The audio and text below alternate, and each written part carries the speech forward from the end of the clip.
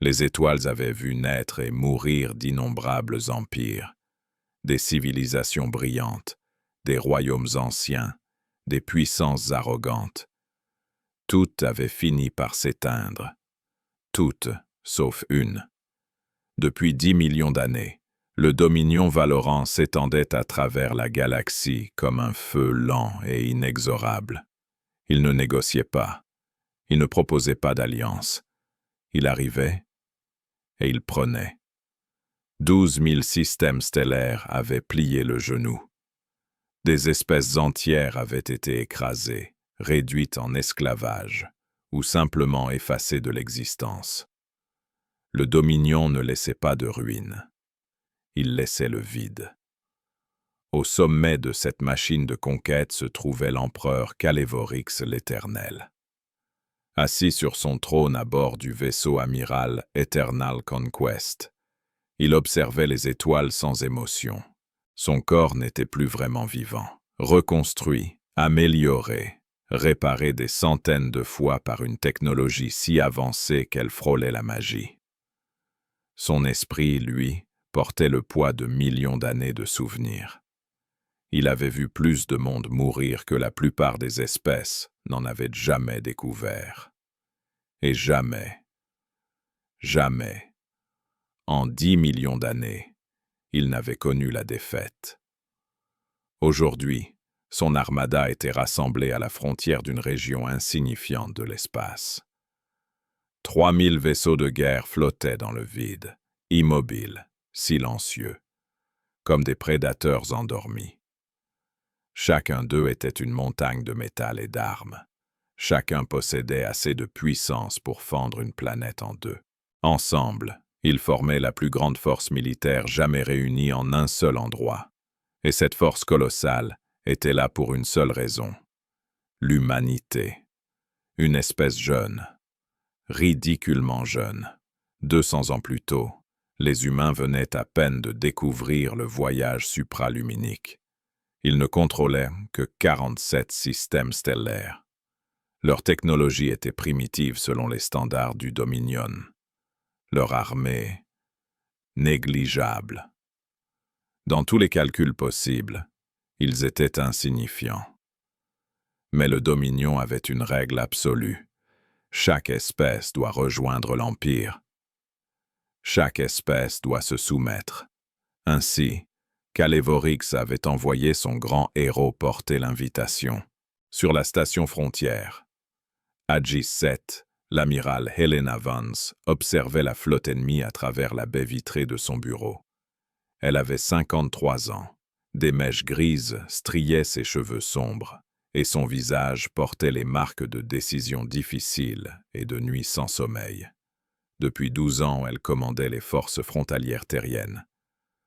12 ans à attendre, 12 ans à se préparer. Et maintenant, ils étaient là. « Amiral, » dit son aide en entrant, « la navette du héros du Dominion a accosté.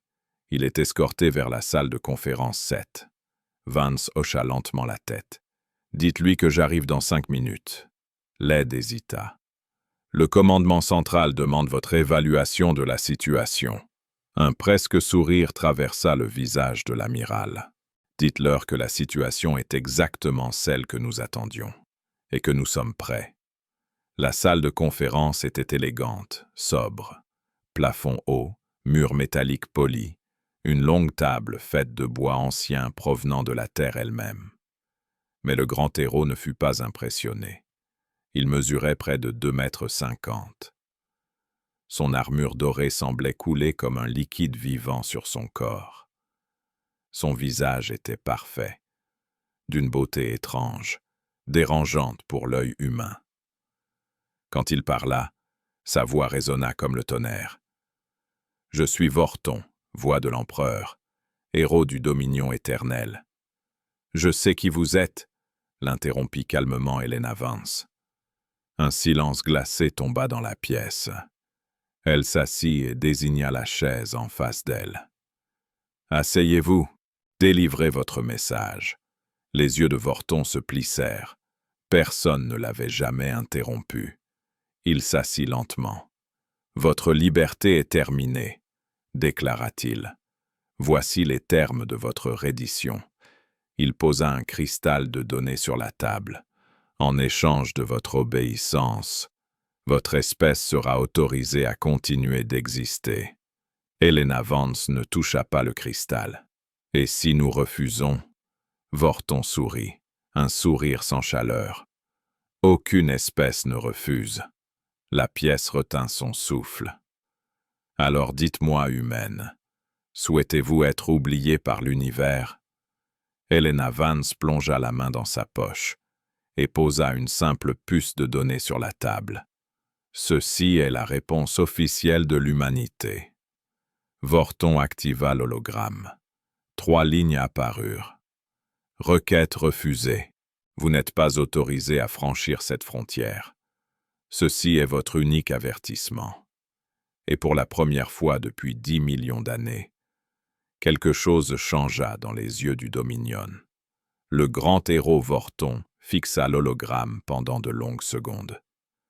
Les mots flottaient encore dans l'air, simples, froids, impossibles. Requête refusée. Puis il éclata de rire. Ce n'était pas un rire cruel. Ce n'était même pas un rire moqueur. C'était un rire sincère, profond, incontrôlable, comme si l'univers venait de lui raconter la meilleure plaisanterie jamais entendue. Son armure dorée vibrait sous les secousses. « Prohibé », répéta-t-il entre 2 éclats. Une espèce née hier ose interdire quelque chose au Dominion Valoran? Helena Vance resta immobile, silencieuse, inébranlable. « Oui », répondit-elle simplement. « C'est exactement ce que nous faisons. » Le rire de Vorton mourut brutalement. Il la regarda autrement désormais.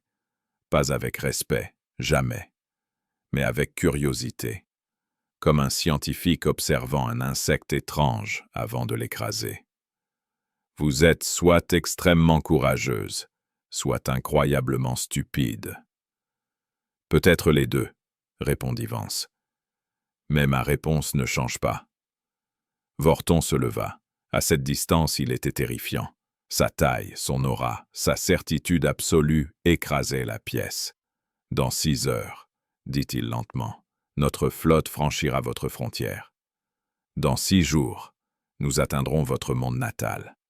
Dans 6 semaines, il n'y aura plus d'humains. » Il se pencha légèrement vers elle. « Voilà les conséquences. » Helena Vance se leva à son tour. Elle était plus petite, mortelle. Mais son regard ne vacilla pas. « Alors nous n'avons plus rien à nous dire, » déclara-t-elle. « Bon voyage, héros.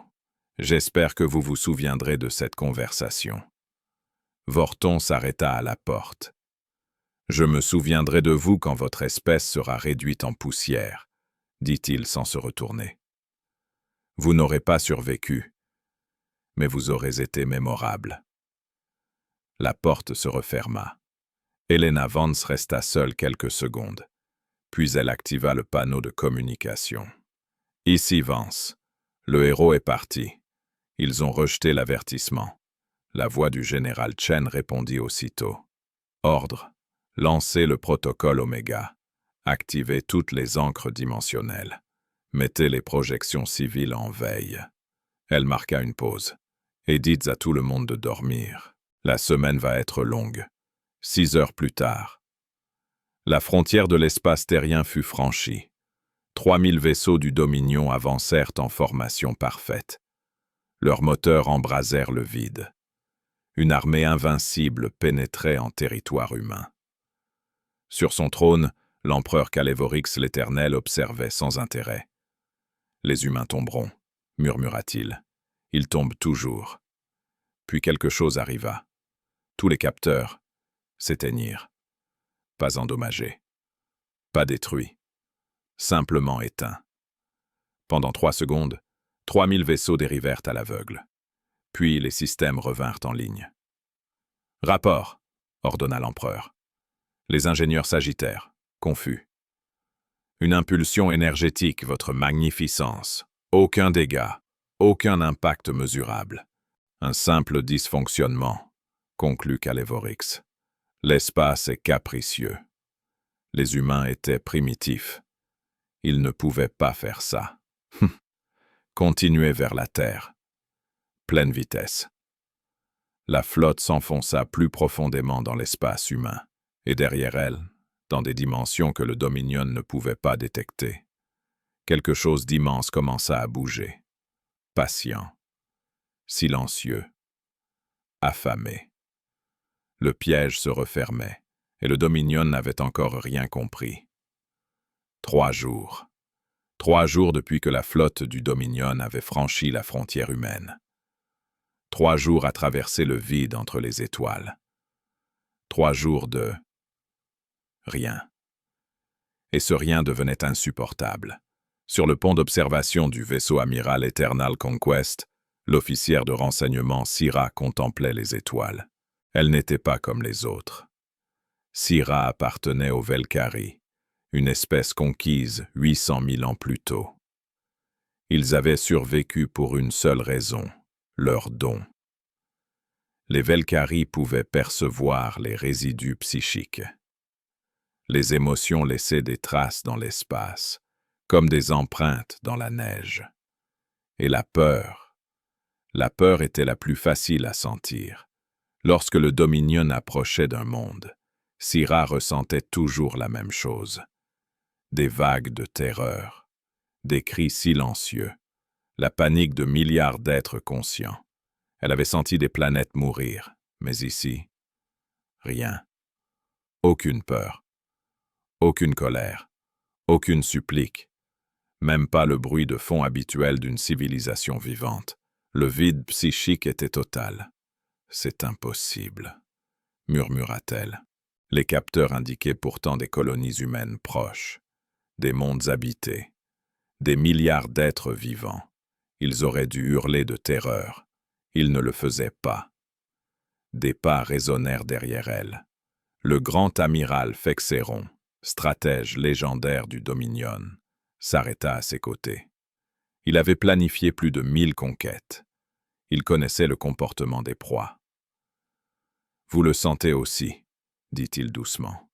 « Je ne sens rien », répondit Syrah, « et c'est précisément ce qui me terrifie. » Fexeron croisa les bras derrière son dos, le regard fixé sur les étoiles. Les espèces que nous attaquons fuient, ou elles se cachent, ou elles se battent, ou elles supplient. Il marqua une pause. Les humains ont dit non, et ensuite, ils ont disparu. Peut-être ont-ils évacué? Proposa Syrah. Nos éclaireurs n'ont détecté aucun exode, aucune flotte de réfugiés, aucune tentative de fuite. Il baissa la voix.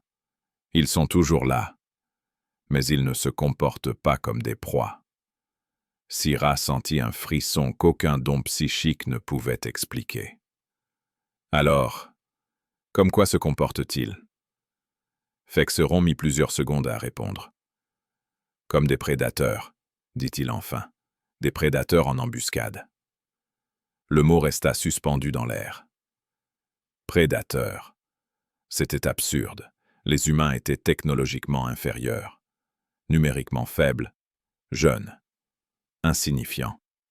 Et pourtant, « Je dois parler à l'empereur », déclara Fexeron. « Nous devons ralentir, envoyer plus d'éclaireurs, étudier ces anomalies. » Mais au fond de lui, il savait déjà.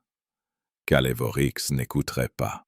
Sur son trône, l'empereur éclata de rire en entendant le rapport.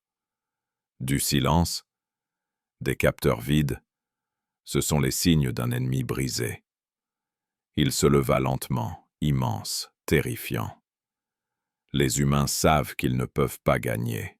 Ils se cachent comme des rats dans un bâtiment en flammes. Fexeron s'inclina, mais son instinct hurlait. « Votre magnificence! Je n'ai jamais vu une espèce réagir ainsi. Votre expérience n'est pas requise, » coupa l'empereur. « Ce qui est requis, c'est l'obéissance. Sire, quelque chose ne va pas. Les colonies semblent abandonnées. Nos vaisseaux éclaireurs ne répondent plus. » Le regard de Kalevorix devint glacial.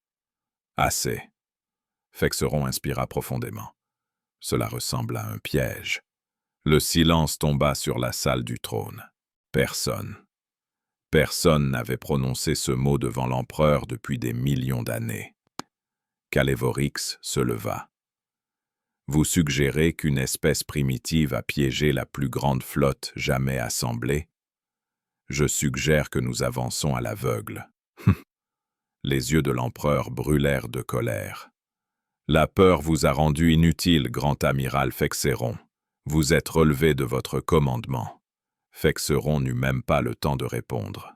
Garde, exécutez-le. Les armes s'illuminèrent. Fexéron resta droit. Puis, il disparut. 300 000 ans d'expérience effacés en un instant. Calévorix se rassit. Commandant Ricala, vous prenez le commandement de la flotte. Des objections? Ricala, jeune, brillante, ambitieuse, inclina la tête. Aucune, votre magnificence. Nous atteindrons la terre dans 3 jours. Alors qu'elle rejoignait son poste, elle croisa le regard de Syrah. L'officière Velkari était livide, et à cet instant précis, Ricala sut une chose. Fexéron avait raison. Quelque chose de terrible attendait le Dominion. Le 6e jour.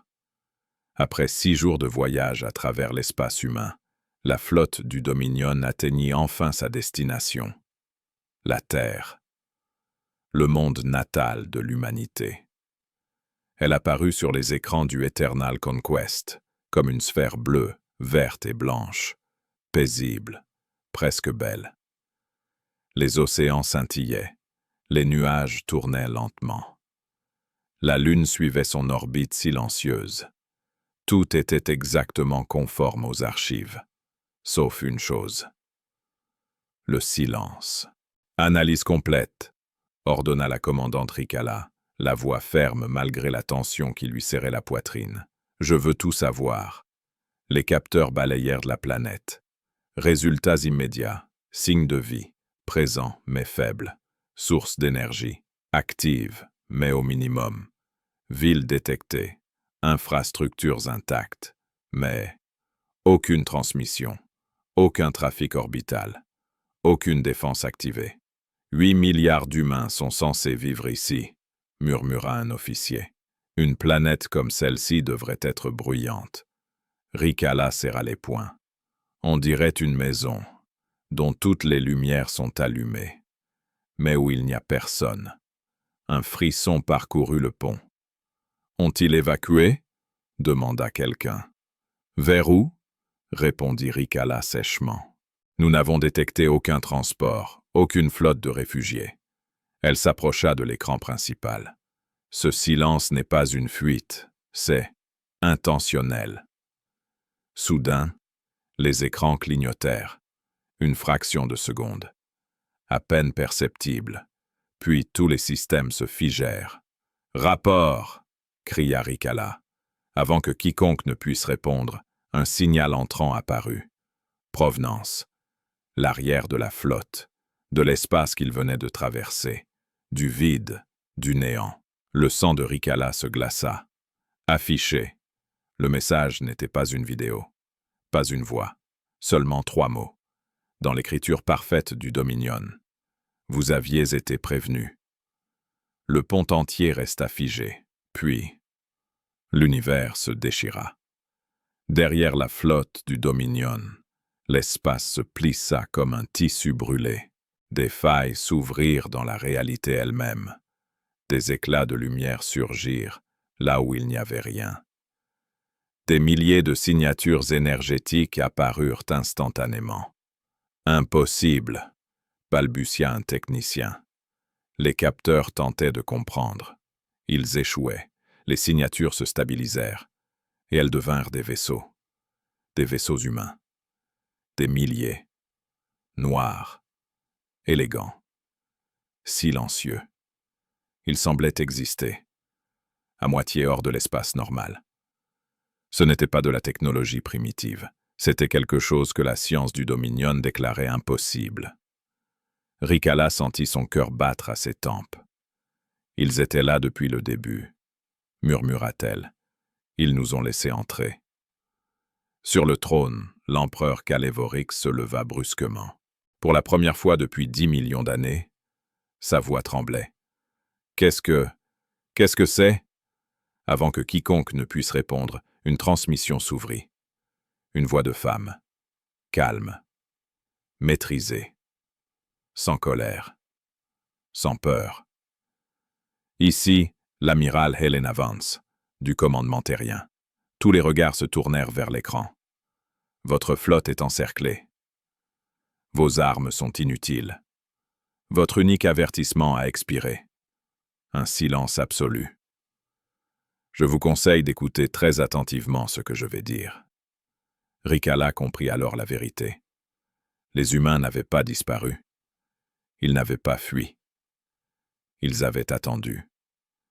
Et maintenant, le cauchemar du Dominion ne faisait que commencer.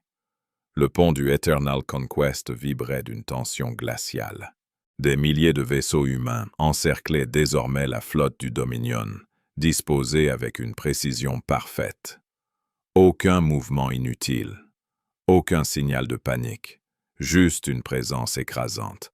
L'empereur Calévorix fixait l'écran principal, les poings crispés sur les accoudoirs de son trône. « Bluff !» gronda-t-il. « Ils essaient de nous intimider. » Il se redressa. « Feu ! Toutes les armes, détruisez-les. » Un instant de silence passa. Puis, 3000 vaisseaux du Dominion ouvrirent le feu. Des lances d'énergie capables de fendre des planètes jaillirent dans l'espace. Des faisceaux de plasma, des salves gravitationnelles, des armes conçues pour anéantir des étoiles. L'univers sembla brûler. Les tirs frappèrent la flotte humaine. Et rien. Les attaques se dissipèrent. Pas absorbées, pas déviées. Elles cessèrent simplement d'exister. « Impossible !» murmura un officier. « Feu à pleine puissance !» hurla Calévorix. Ils tirèrent encore, et encore, et encore. Même résultat. Les vaisseaux humains restaient immobiles, intacts, indifférents, comme si le Dominion frappait le vide. Sur le pont, la panique commençait à naître. « Nos armes fonctionnent, votre magnificence », bredouilla un technicien, « mais elles ne peuvent pas les atteindre. » La voix d'Helena Vance revint, toujours aussi calme. « Vos armes utilisent une énergie confinée à l'espace-temps standard. Nos boucliers n'y sont pas entièrement ancrés. » Elle marqua une pause. « De votre point de vue, nous ne sommes pas complètement ici. » Le silence fut total, puis elle reprit. « Maintenant, permettez-nous de vous montrer l'inverse. » Sur le pont du vaisseau terrien Prometheus, l'amiral fit un simple signe de tête. Tir unique. Puissance minimale. Cible. Flanc gauche. Un seul vaisseau humain bougea. Il n'y eut ni flash aveuglant, ni explosion. Juste une ondulation dans la réalité. L'onde atteignit un cuirassé du Dominion, et ce vaisseau disparut. Pas détruit, pas fragmenté, effacé, comme s'il n'avait jamais existé. Les capteurs du Dominion paniquèrent. Aucun débris, aucune signature résiduelle. Il n'a jamais été là. Sur le pont, un silence mortel s'abattit. 10 000 soldats, disparus, sans cri, sans trace. L'empereur recula d'un pas. Pour la première fois, il comprenait. La voix de Vance revint. C'était un tir à puissance minimale. Nous pouvons effacer votre flotte entière en moins d'1 minute. Elle laissa ces mots s'enfoncer. Mais nous ne sommes pas ici pour conquérir. Nous ne sommes pas ici pour exterminer. Elle s'approcha de l'écran, son regard fixé droit devant. Nous voulons seulement être laissés en paix. Sur le Eternal Conquest, Ricala sentit quelque chose qu'elle n'avait jamais connu. De la peur.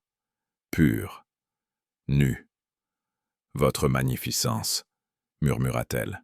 « Peut-être devrions-nous... » « Non !» rugit Calévorix. Ses yeux brûlaient de rage. Le Dominion ne se rend jamais. Nous mourrons plutôt que de plier devant des primitifs. Il se tourna vers ses officiers. Préparez une collision. Tous les vaisseaux, pleine vitesse. Ricala sentit son sang se glacer. Sire, cela tuerait tout le monde. Alors nous mourrons avec honneur. Un pas en avant, une voix tremblante, mais ferme. Non. Tous se retournèrent. Ricala venait de parler. Je refuse d'envoyer notre peuple à l'extinction pour votre orgueil. Le pont retint son souffle. Vous osez me défier? Cracha l'empereur. Oui, répondit-elle, parce que quelqu'un doit le faire. Elle regarda autour d'elle. Les officiers, les soldats. Ils ne bougeaient pas. Ils n'obéissaient plus. La flotte ne suivra pas un ordre suicidaire, dit-elle doucement. Pas aujourd'hui. Les gardes se figèrent. Kalevorix comprit trop tard. Son empire venait de se fissurer, et le vrai choix allait enfin être fait. Le pont du Eternal Conquest était figé. L'empereur Kalevorix l'Éternel, maître de 12 000 systèmes stellaires, se retrouvait soudain, seul. Devant lui, ses officiers ne bougeaient plus. Derrière lui, ses gardes hésitaient.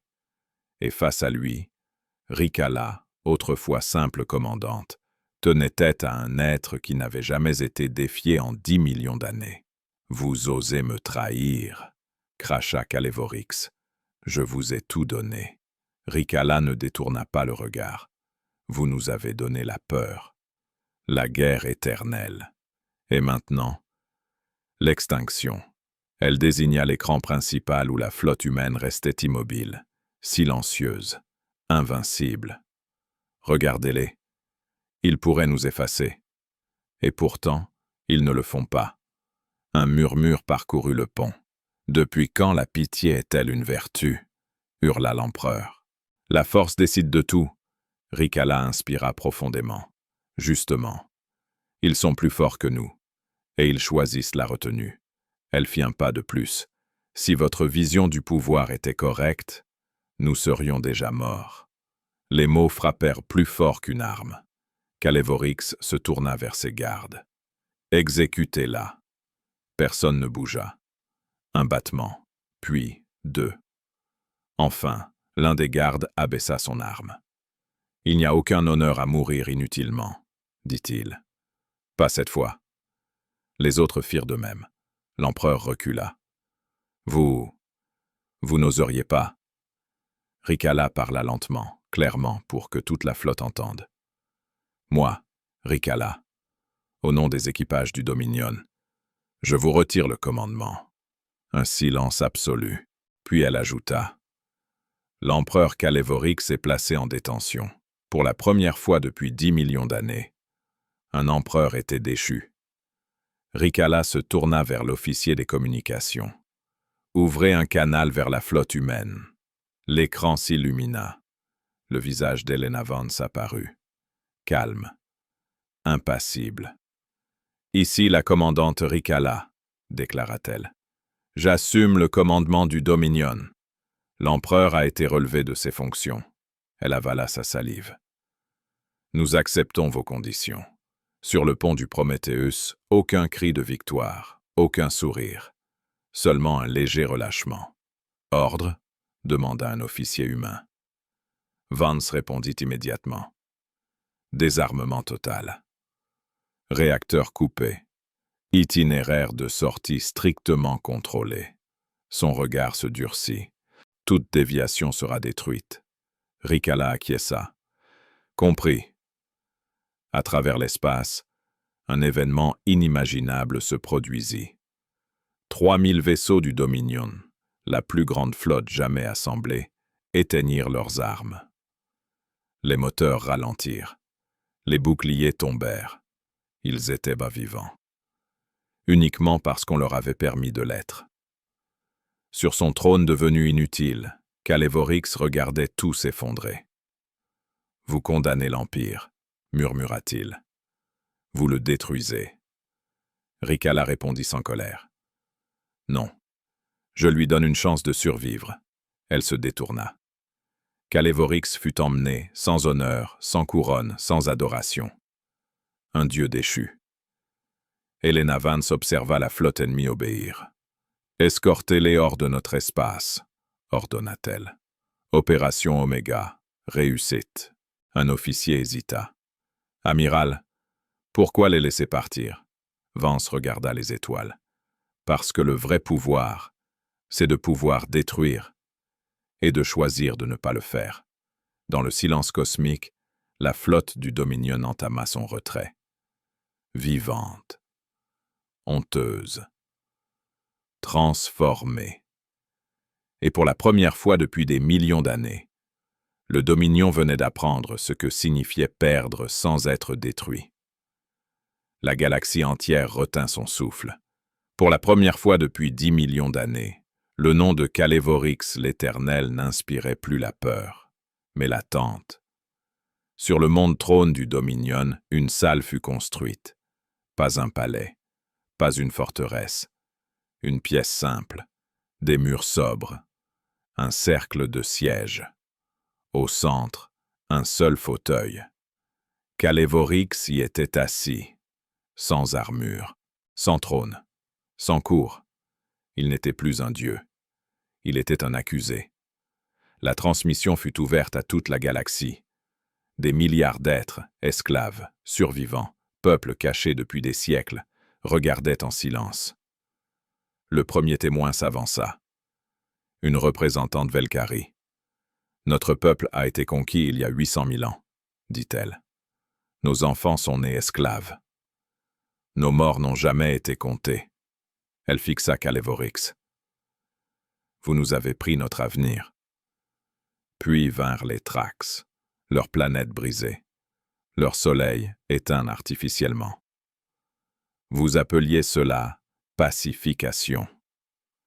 Un murmure parcourut les mondes connectés. Les Orients, supposés disparus depuis des millénaires, révélèrent leurs survivants. Nous avons vécu dans l'ombre. Parce que votre nom signifiait extinction. Témoignage après témoignage. Planète après planète. Espèce après espèce. Génocide. Esclavage. Effacement culturel. Destruction systématique. Calévorix ne parla pas. Il écoutait. Son visage restait impassible, mais quelque chose se fissurait derrière ses yeux immortels. Enfin, le verdict tomba. Calévorix, de la lignée Valorant, vous êtes reconnu coupable. Coupable de crimes contre la vie consciente. Coupable d'avoir transformé la galaxie en cimetière. La sentence fut annoncée. Pas la mort. Un frisson parcourut l'assemblée. Vous ne mourrez pas, déclara le tribunal. Vous vivrez. Des murmures choqués. Vous vivrez assez longtemps pour voir chaque espèce libérée. Chaque monde reconstruit. Chaque chaîne brisée. La voix se fit plus dure. Votre châtiment sera de témoigner, et que de comprendre, d'endurer. Dans sa cellule plus tard, Ricala vint le voir. « Comprenez-vous maintenant ?» demanda-t-elle. « Ce que vous avez fait ?» Calévorix répondit d'une voix vide. « J'ai apporté l'ordre. Les forts dominent.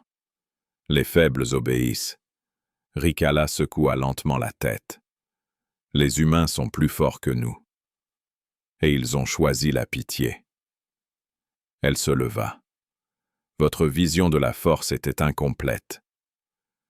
La vraie puissance, c'est de pouvoir détruire et refuser de le faire. » Elle quitta la pièce. La galaxie changeait. Aux frontières humaines, 57 espèces furent libérées. Des vaisseaux humanitaires arrivèrent. Pas de chaînes, pas de conditions. Juste de l'aide. Sur une lune oubliée, les Vélani, supposés exterminés, furent retrouvés. 8000 survivants. Les humains leur offrirent un monde. Protégé. Libre. « Pourquoi nous aider ?» demanda leur chef, Kira. « Nous n'avons rien à vous offrir. » La réponse fut simple. « Parce que nous nous souvenons, » dit l'ambassadrice humaine. « Nous avons été faibles autrefois. » Kira murmura. vous pourriez gouverner la galaxie. Nous ne voulons pas de sujets, répondit l'humaine. Nous voulons des voisins. Dans le vide spatial, un message circulait désormais plus vite que la peur. Le Dominion peut être arrêté. La force peut choisir la retenue. Et là où régnait autrefois la terreur, une émotion oubliée renaissait. L'espoir.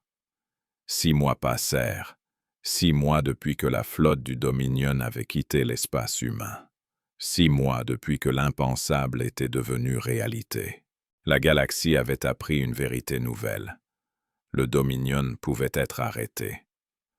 Sur 1000 mondes, la nouvelle se propagea comme une flamme silencieuse, dans les mines d'esclaves, dans les villes détruites, dans les ruines oubliées. Les peuples murmuraient un nom. Humanité. Une espèce jeune, une espèce discrète, une espèce qui avait dit non et survécu. Plus que cela, elle avait gagné sans devenir un monstre. Au fil des semaines, les chaînes tombèrent. Des gouverneurs du Dominion furent renversés. Des espèces libérées relevèrent la tête pour la première fois depuis des générations. L'espoir, cette chose fragile et dangereuse, revenait à la vie. Sur Terre, pourtant, la vie continuait simplement. Des enfants allaient à l'école. Des familles partageaient des repas. Les villes respiraient normalement. La plus grande force militaire jamais créée était cachée. Mais les humains vivaient comme si rien n'avait changé. L'amiral Helena Vance prit sa retraite. Elle s'installa près de l'océan, dans une maison modeste. Chaque soir, elle regardait le soleil disparaître sous l'horizon, et parfois, les étoiles. Elle se demandait si la paix tiendrait, si la galaxie pouvait vraiment changer. Un soir, son communicateur vibra. Un message. De Ricala, désormais chef du Conseil du Dominion. Nous avons libéré 43 espèces supplémentaires. Les réformes avancent. C'est difficile. Mais nous essayons.